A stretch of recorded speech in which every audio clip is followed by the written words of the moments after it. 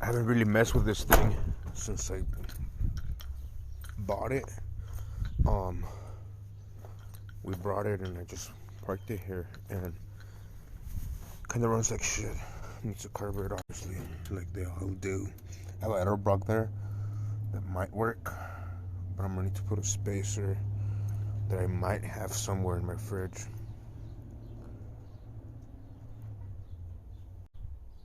Perhaps not. But yeah. Right now I'm gonna take off that quadrijet, clean it, see if I can get her going.